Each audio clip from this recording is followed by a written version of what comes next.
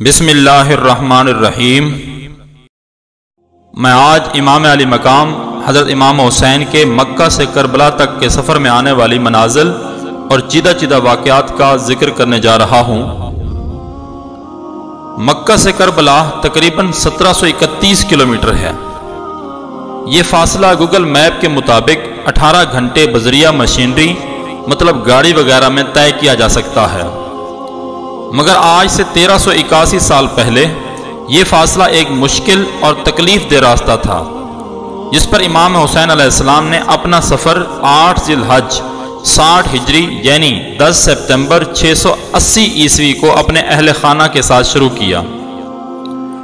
सफ़र शुरू करने के बाद तारीख़ की किताबों में 14 मुख्तलिफ मकामात का जिक्र मिलता है, जहाँ इमाम अली मकाम ने पड़ाव किया या मुख्तलिफ लोगों से मिले और या लोगों से खिताब फरमाया। मैं आज 14 मकामात का सरसरी जिक्र करने लगा हूँ, ताकि जो लोग नहीं जानते उन्हें सफ़र और रास्ते की थोड़ी आगाही हो सके। मकामात में से नंबर 1 अल-सुफ़ा। ये पहला मकाम था। इमाम इस जगह पर अरब के मशहूर शायर अल-फुरज़दक से मिले और उससे कूफा के हालात पूछे।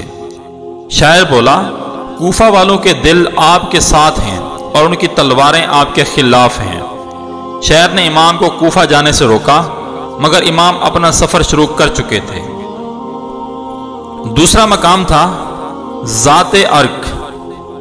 मक्का से कूफा जाते हुए ये दूसरा मकाम है, जो मक्का से तकरीबन 92 किलोमीटर दूर है। इस मकाम पर इमाम अपने कज़न अब्दुल्ला इब्न जाफ़र से मिले और इस मकाम पर अब्दुल्ला इब्न जाफ़र ने अपने दोनों बेटों ओन और मोहम्मद को इमाम की खिदमत में पेश किया और साथ ही इमाम को कूफा जाने से रोका, जिस पर इमाम ने जवाब दिया, मेरी मंजिल अल्लाह के हाथ में है। तीसरा मकाम था बतन रूमा। यह मकाम ज़ात अर्क से कुछ किलोमीटर आगे है। यहाँ इमाम ने कैस बिन मुशीर के हाथ कूफा वालों को खत लिखा और यहाँ इमाम की मुलाकात अब्दुल्ला बिन मती से हुई, जो इराक से आ रहा था। अब्दुल्ला ने इमाम को आगे जाने से रोका और बोला, कूफा वालों पर भरोसा नहीं किया जा सकता, वो अहले वफा में से नहीं। मगर इमाम ने अपना सफर जारी रखा। चौथा मकाम था ज़रूद। हज्जाज की पहाड़ियों पर यह एक छोटा सा टाउन था और यहाँ पर हज्जाज की पहाड़ियों का सिलसिला ख़त्म हो जाता है और अरब का तपता रेगिस्तान शुरू होता है। यहाँ इमाम की मुलाकात ज़ुहीर इब्न कैन से हुई। उसे जब पता चला कि इमाम किस मकसद के लिए जा रहे हैं, तो उसने अपना तमाम सामान अपनी बीवी के हवाले किया और उसे कहा कि तुम घर जाओ, मेरी ख्वाहिश है कि मैं इमाम के साथ कत्ल हो जाऊं। पांचवा मकाम था ज़बाला। उस मकाम पर इमाम की मुलाकात 2 आदमियों से हुई, जिनका ताल्लुक अरब के कबीले असदी से था। उन्होंने इमाम को कूफा वालों के हाथों जनाब मुस्लिम बिन अकील की शहादत की खबर दी। इमाम ने फरमाया, बेशक हम अल्लाह के लिए हैं और उसी की तरफ लौट कर जाने वाले हैं, और बेशक वो हमारी कुर्बानियों का हिसाब रखने वाला है। उस मुकाम पर इमाम ने अपने साथ चलने वालों को बताया कि जनाब मुस्लिम और जनाब हानी को शहीद कर दिया गया और कूफा वाले हमारी नुसरत नहीं करेंगे। इमाम ने उस मकाम पर फरमाया, जो छोड़कर जाना चाहता है वापस चला जाए।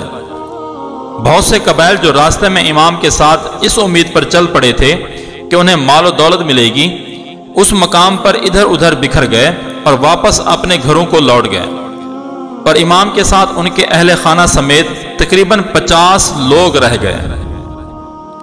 तो छठा मकाम था बतन अल अकीक। इस मुकाम पर इमाम अकरमा कबीले के एक आदमी से मिले, जिसने इमाम को आगाह किया कि कूफा में आपका कोई दोस्त नहीं। कूफा को यजीद के लश्कर ने घेरे में ले लिया है और उसके दाखिली और खारजी दरवाजे बंद कर दिए हैं, और कूफा तशरीफ ना ले जाएं। यहाँ भी इमाम ने अपना सफर जारी रखा। सातवां मकाम था सूरत। इस मुकाम पर इमाम ने रात बसर की और सुबह अपने कबीले से कहा कि जितना पानी हो सकता है साथ ले लें। आठवां मकाम था शर्फ। इस मुकाम पर इमाम के साथियों में से एक चिल्लाया, کہ اس نے ایک لشکر کو اپنی طرف آتے دیکھا ہے۔ امام فوراً قافلے کا رخ موڑ کر قریب ایک پہاڑ کے پیچھے لے گئے۔ 9واں مقام تھا زحسم۔ اس مقام پر امام کی ملاقات حر اور اس کے 1000 سپاہیوں سے ہوئی جو پیاسے تھے۔ امام نے سب کو پانی پلانے کا حکم دیا اور بذات خود بھی سب کو پانی پلایا اور جانوروں کو بھی پانی پلایا گیا۔ اس مقام پر ظہر کی نماز ادا کی گئی اور سب نے مل کر امام کی امامت میں نماز ظہر ادا کی۔ اس مقام پر امام نے حر اور اس کی فوج سے خطاب کیا اور فرمایا، جس کا مفہوم کچھ یہ تھا: او اہل کوفہ، تم لوگوں نے میرے پاس اپنے قاصد بھیجے اور مجھے خطوط لکھے کہ تم لوگوں کے پاس کوئی امام نہیں اور میں کوفہ آؤں اور تم لوگوں کو اللہ کے راستے میں اکٹھا کروں اور تم لوگ میری بیعت کر سکو۔ تم لوگوں نے لکھا کہ آپ اہل بیعت ہیں اور ہمارے معاملات کو ان لوگوں کی نسبت جو ناانصافی کرتے ہیں اور غلط ہیں بہتر طریقے سے حل کر سکتے ہیں، مگر اگر تم لوگوں نے اپنا ارادہ بدل لیا ہے اور منکر ہو گئے ہو اور اہل بیعت کے حقوق نہیں جانتے اور اپنے وعدوں سے پھر گئے ہو تو میں واپس چلا جاتا ہوں۔ حر کے لشکر نے امام کو واپس نہیں جانے دیا اور انہیں گھیر کر کوفہ کی بجائے کربلا کی طرف لے گئے۔ 10واں مقام تھا بیضہ۔ امام علی مقام اگلے دن بیضہ پہنچے اور اس مقام پر پھر حر کے لشکر سے خطاب کیا کہ آپ نے فرمایا، جس کا مفہوم کو یوں تھا کہ اے لوگو، رسول اللہ صلی اللہ علیہ وسلم نے فرمایا ہے، جو شخص ایسے بادشاہ کو دیکھے جو ظالم ہو، اللہ کے حرام قرار دیے کو حلال کہے، خدائی عہد و پیمان کو توڑے، سنت رسول کی مخالفت کرے اور اللہ کے بندوں پر گناہ اور زیادتی کے ساتھ حکومت کرتا ہو، تو وہ شخص اپنی زبان، اپنے فعل اور اپنے ہاتھ سے اس بادشاہ کو نہ بدلے تو اللہ کو حق پہنچتا ہے کہ ایسے شخص کو اس بادشاہ کی جگہ جہنم میں داخل کرے۔ امام علی مقام نے اس مقام پر مزید فرمایا کہ اے لوگو، تمہیں معلوم نہیں کہ جن لوگوں نے شیطان کی اطاعت اختیار کی اور اللہ سے منہ پھیرا، ملک میں فساد برپا کیا، حدود شرح کو معطل کیا اور مال غنیمت کو اپنے لیے مختص کر دیا، ایسی صورت میں مجھ سے زیادہ کس پر فرض عائد ہوتا ہے کہ وہ اصلاح کی کوشش کرے۔ میرے پاس تمہارے قاصد آئے اور خطوط پہنچے کہ تم نے بیعت کرنی ہے اور تم میرے مددگار بنو گے اور مجھے تنہا نہ چھوڑو گے، بس اگر تم اپنا وعدہ پورا کرو گے تو سیدھے راستے پر پہنچو گے۔ امام علی مقام نے یہاں لوگوں کو اپنے حسب اور نسب کا حوالہ دیا اور فرمایا، اگر تم اپنے وعدے سے پھر جاؤ گے تو تعجب نہیں، تم اس سے پہلے میرے والد اور میرے چچا زاد بھائی مسلم کے ساتھ ایسا ہی کر چکے ہو اور عنقریب اللہ مجھے تمہاری مدد سے بے نیاز کر دے گا۔ امام کی تقریر سن کر حر نے امام سے کہا کہ اگر آپ نے جنگ کی تو آپ کو قتل کر دیا جائے گا۔ امام علی مقام نے فرمایا، تم مجھے موت سے ڈراتے ہو اور کیا تمہاری شقاوت اس حد تک پہنچے گی کہ مجھے قتل کر دو گے؟ حر کے لشکر پر کوئی اثر نہ ہوا اور وہ امام علی مقام کو کربلا کی طرف گھیر کر لے جاتے رہے۔ 11واں مقام تھا عزیب الحجنات۔